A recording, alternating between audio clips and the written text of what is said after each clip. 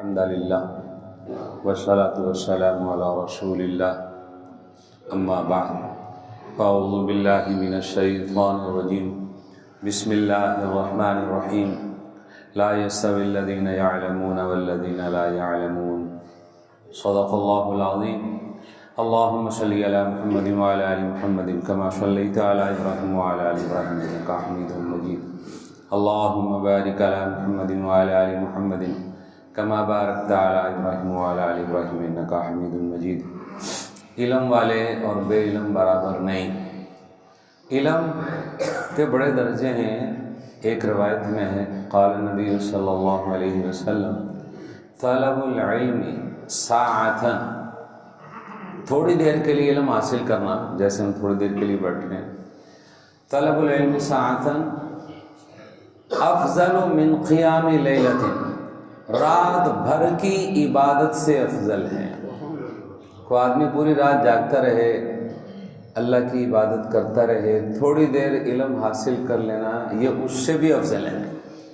کتنا افضل میرے اللہ کو معلوم ہے۔ طلب العلم یوماً، ایک دن علم میں لگا دینا، افضل من الصیام ثلاثۃ اشہر، 3 مہینے کے کوئی مسلسل نفلی روزے رکھے، اس سے افضل ایک دن علم میں خرچ کر لو۔ علم کا علم۔ اور ایک روایت میں جو گھر سے نکلا مسجد کی طرف آیا، گھر سے نکلا مسجد کی طرف آیا، 5 مرتبہ تو کم از کم مسجد کی طرف آدمی آتا ہے 5 نمازوں میں۔ گھر سے نکلا مسجد کی طرف آیا، اس کی نیت یہ ہے کوئی دین کی بات سیکھوں گا یا کسی کو بتا دوں گا، کہ دین کی بات کو سیکھوں گا یا کسی کو سکھا دوں گا۔ 2 شکلیں، یا کوئی سیکھنے والا یا کوئی سکھانے والا۔ فرمایا جتنی مرتبہ بھی یہ مسجد میں آئے، ہر مرتبہ مقبول حج کا ثواب اسے ملے گا۔ یہ علم ہے۔ اور ایسے فرمایا آدمی من خرج فی طلب العلم فہو فی سبیل اللہ حتی یرجع، جو نکلا گھر سے علم کی تلاش میں، کوئی مسئلہ پوچھ لینا یہ بھی علم کی تلاش ہے، علم کی تلاش میں نکلا، وہ اللہ کے راستے میں شمار ہے، جب تک واپس گھر نہ چلا جائے۔ وہ گھنٹہ لگے، 2 گھنٹے لگے، 10 گھنٹے لگے، 1 دن لگے، 10 دن لگے، 20 دن، وہ اللہ کے راستے میں شمار ہوگا۔ سارے فضائل اس کو حاصل ہوں گے جو اللہ کے راستے میں ہیں، مجاہد فی سبیل اللہ کے۔ ایک اور روایت ہے، فرمایا العلم افضل من الصلاۃ والحج والجہاد فی سبیل اللہ، علم کا حاصل کرنا یہ افضل ہے نفلی نماز سے، نفلی حج سے، اور اللہ کے راستے میں جہاد سے۔ علم، یہ علم کوئی چھوٹی چیز ہے۔ مسئلہ پوچھنا یہ بھی علم، علم کے لیے بیٹھنا یہ بھی علم۔ ایک روایت میں ہے مر رسول اللہ صلی اللہ علیہ وسلم بمجلسین، اللہ کے نبی صلی اللہ علیہ وسلم 2 مجلسوں پر سے گزرے، ایک علم کی مجلس، ایک ذکر کی مجلس۔ آپ نے فرمایا کلاہما علی الخیر، یہ دونوں خیر پر ہیں، دونوں اچھی مجلسیں ہیں، لیکن خود تشریف فرما ہوئے علم کی مجلس میں، عملی طور پہ بیٹھ کر یہ بتا دیا دونوں میں افضل علم کی مجلس ہے۔ اسی علم کے حوالے سے فرمایا نظر اللہ من سمع منا شیئا فبلغه کما سمع، کہ اللہ دعا ہے، یہ اللہ کے نبی نے دعا دی، پتہ کتنے دعا دی؟ فرمایا سرسبز و شاداب رکھے اللہ اس بندے کو جو ہماری طرف سے کسی بات کو سنے، جیسا سنا آگے دوسرے کو بتا دے۔ تو اللہ کے نبی صلی اللہ علیہ وسلم کی دعا قیامت تک ہر اس شخص کے لیے جو اللہ کے نبی کی بات، دین کی بات سنے اور اسے محفوظ کرے، گڑبڑ نہ کرے، ایسا نہ ہو سنا کچھ آگے کچھ کر دے، جیسے سنا ویسے ویسے آگے کسی کو بتا دے۔ اللہ کے نبی صلی اللہ علیہ وسلم نے اس کے لیے دعا دی ہے۔ سرسبز و شاداب، تر و تازگی، یہ ساری چیزیں آ گئی، اس آدمی کو تر و تازگی ملے گی۔ ایسے ایک روایت میں فرمایا کوئی ایک آیت کلام اللہ کی پڑھ لے، مدہامتان، ایک آیت ہے، الحمدللہ رب العالمین، ایک آیت سیکھ لے، ایک آیت قرآن کی سیکھ لے، چھوٹی سے چھوٹی آیتیں بھی ہیں، ایک آیت سیکھا، ایک آیت کو سیکھا، فرمایا 100 رکعت کوئی پڑھتا ہے اس سے زیادہ اجر اسے ملتا ہے۔ اب ہم 100 رکعت ایک دن میں، رمضان میں بھی آدمی نفل 100 رکعت پڑھنا حساب لگائے بڑا مشکل ہے۔ تراویح میں 20 پڑھیں وہ ذرا بوجھ سا لگتا ہے، 100 رکعت کوئی نفل پڑھے اس سے افضل ایک آیت کا سیکھ لینا، یعنی کہ کتنی فضیلت۔ ایسے ہی فرمایا علم کا ایک باب، ایک چیپٹر آج کی اصطلاح میں، ایک حصہ تھوڑا سا تیمم کے مسائل کا حصہ ہے وہ علیحدہ ہے، وضو کا مسائل اس کا باب علیحدہ ہے، نماز اس کے اندر پھر مختلف مسائل ہیں، سجدہ صاحب وہ ایک علیحدہ چیپٹر ہے، مسافر کے مسائل وہ ایک علیحدہ ہے۔ فرمایا ایک باب، ایک حصہ علم کا سیکھا، کوئی آدمی 1000 رکعت نفل پڑھے اس سے افضل ہے۔ 1000 رکعت بھائی پورا ہو سکتا، پورا مہینے میں 1000 رکعت نفل پڑھنا مشکل ہے، فرمایا اس سے افضل کیا ہے، ایک نشست میں بیٹھ کر ایک باب علم کا پڑھ لے۔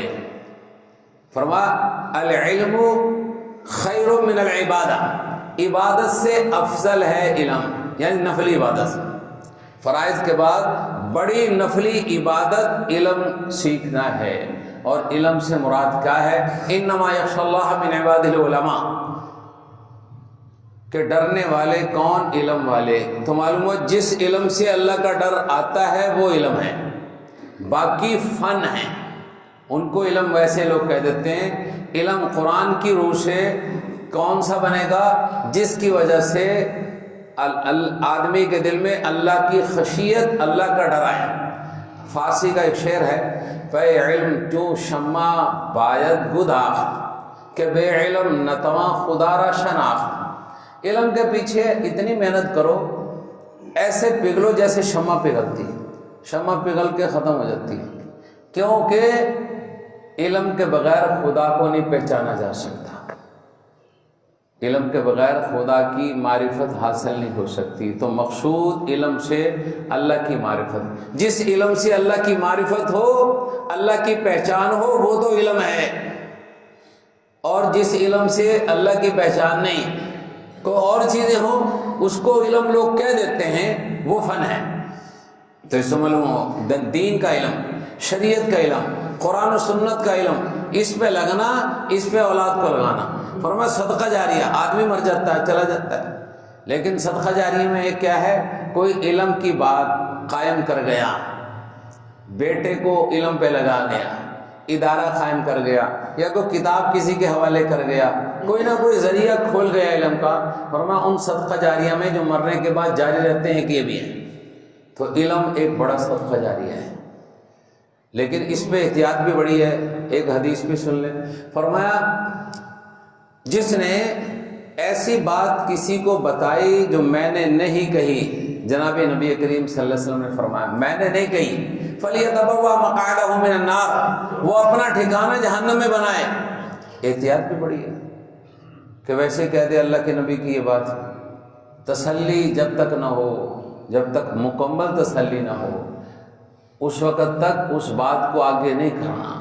کچی پکی باتیں کرے گا یہ جہنم میں جائے گا، پکی پکی بات کرے، تسلی، جہاں شک والی بات ہو اس کی تسلی کی جائے۔ تو بھائی ایک موقع ہمارے پاس رمضان المبارک کا آتا ہے، موقع تو پوری زندگی کا ہے کہ اس میں آدمی فجر کے بعد اور عصر کے بعد اور مختلف نمازوں میں کچھ نہ کچھ آدمی مسجد میں بیٹھے۔ یہاں ہمارے ہاں ترتیب ہے، فجر کے بعد کوئی علم کی نشستیں، درس کی بات، بیان کی بات، کوئی فضائل کی بات، سارے نیت کرے اہتمام سے بیٹھیں گے، وہ یہ سارے فضائل جو ابھی جن کا تذکرہ ہوا انشاءاللہ اللہ تعالی ہمیں یہ عطا فرمائیں گے۔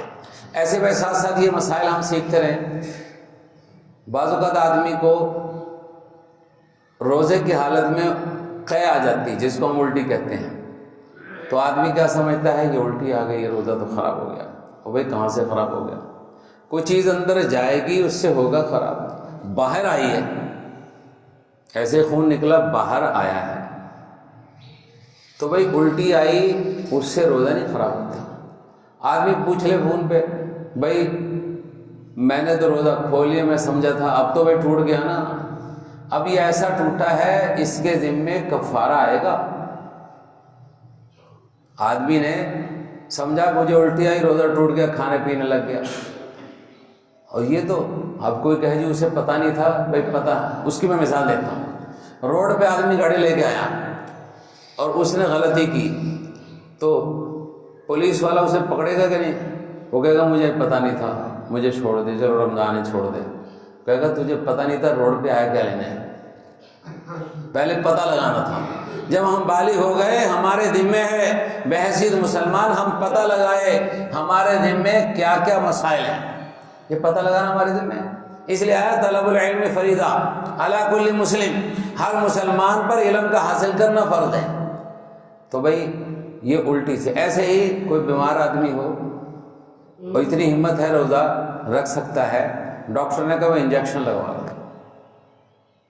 بڑے بڑے علماء مفتی تقی عثمانی صاحب دامت برکاتہ، ان کا بھی فتویٰ ہے انجیکشن سے روزہ نہیں ٹوٹتا، چونکہ جو آئے گا کھائے گا منہ کے راستے سے یا ناک کے راستے سے، یہ دو معدے میں براہ راست چیز جانے کی چیز ہے، براہ راست نہیں جا رہا انجیکشن. اس لیے اس سے روزہ، ہاں ایسا نہیں کہ کوئی ضرورت نہیں، بلا وجہ ضرورت ہو مجبوری ہو تو انجیکشن لگوا لے، روزہ بچا رہے گا، روزے کو بچائے. اور ایسے ہی پیسٹ کرنے سے بچنا چاہیے، اگرچہ اس سے روزہ نہیں، لیکن اس کے اثرات اگر اندر چلے گئے پھر روزہ خراب ہو جائے گا.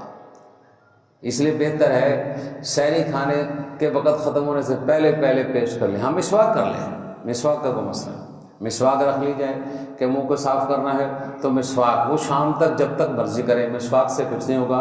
پیسٹ چونکہ وہ ایک ایسی چیز ہے وہ ایک اندر جا سکتی ہے. ایسے وضو کرتے ہوئے کلی کی ہم نے، پانی اندر چلا گیا غلطی سے. ایک ہوتی بھول، ایک ہوتی غلطی، دونوں میں فرق ہے. بھول اور چیز ہے، غلطی اور چیز ہے. وضو کر رہے ہیں، پتہ ہے روزہ ہے میرا، تو اس نے ارادتاً نہیں کیا، غلطی سے اندر چلا گیا، روزہ اب ٹوٹ گیا، یہ غلطی ہے. ہاں اسے یاد نہیں، پانی پڑا تھا، معمول تھا پانی پینے کا، شروع رمضان ہے، پانی پی لیا، یاد نہیں، اب روزہ نہیں ٹوٹا، پیٹ بھر کے پی لیے چاہے. یہ غلطی اور بھول میں فرق سمجھ آ گیا. غلطی کہ آدمی کلی کر رہا ہے، اسے یاد ہے میرا روزہ ہے، لیکن اس نے غرارہ ایسے کر لیا جو عادت تھی، وہ پانی اندر چلا گیا. یہ غسل کر رہا تھا، غرارہ کیا، جہاں ارادہ نہیں اس کا، وہ پانی اندر چلا گیا، اب روزہ گیا. ہاں اس پہ کفارہ نہیں آئے گا، روزہ ٹوٹ جائے گا، چونکہ غلطی سے ہوا. بھول سے ہو تو روزہ بھی بچتا ہے. یہ غلطی اور بھول کا فرق، بھول کا ذہن میں رکھیں، بھول اور چیز ہے، غلطی اور چیز ہے. اللہ تعالیٰ علمی نشستوں میں بیٹھنے والا بنائے، علم کو سیکھنے والا بنائے، اور پکی مضبوط بات ہے اس کو دوسرے کو بتانے والا بنائے. وآخر دعوانا الحمدللہ رب العالمین. اللهم صل على سيدنا مولانا محمد وعلى آل سيدنا مولانا محمد وبارك وسلم. يا أول الأولين يا آخر الآخرين يا ذا القوة المتين يا راحم المساكين يا حنان يا منان يا ذا الجلال والإكرام. اللهم إنا نسألك العفو والعافية في الدنيا والآخرة. اے اللہ ہم سب کے گناہوں کو معاف فرما دیجیے، ہم سب کی بخشش فرما دیجیے.